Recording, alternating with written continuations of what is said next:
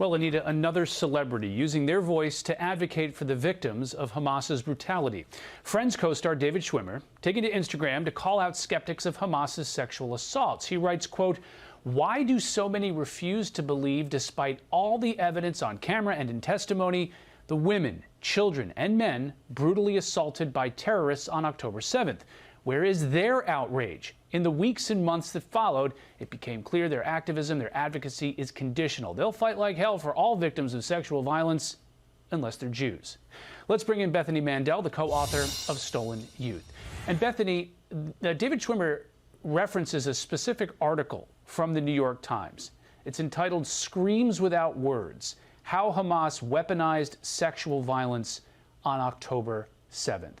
What happened, and why aren't more people talking about it? The brutality that the New York Times were able to document over the course of months of research is really horrifying. And I think anyone who has sort of gotten a big picture view of what Hamas did on October 7th, even those folks are going to be shocked by the level of brutality that was documented by the New York Times. Things that honestly we can't really talk about on television. And I really urge all of your viewers to go read the New York Times piece. And that's not something I say very often, but the New York Times did a really, really important thing here. And it's important that everyone read it, both left and right. I mean, there was a lot of good research done here. This was real journalism that we don't often see from the New York Times. But Schwimmer is right. What's really disturbing is in the face of all of that, there are still so many deniers. I mean, these are Holocaust deniers. These are modern day Holocaust deniers. And Schwimmer rightly says, you know, all of these folks who said believe all women and they are for women's rights and talking about sexual violence against women for the last 20, 30 years, where are they? The vast majority of them are silent, and that goes from regular celebrities up to the UN. Is David Schwimmer alone here? Have other actors joined him? Do you think other actors will join him? I mean, there's honestly not that many who have come out and said something. Deborah Messing has been fantastic. Another one is Jenny Molin. She's Jason Biggs' husband, but she's honestly better than Jason Biggs, so I don't even want to describe her as Jason Biggs' husband.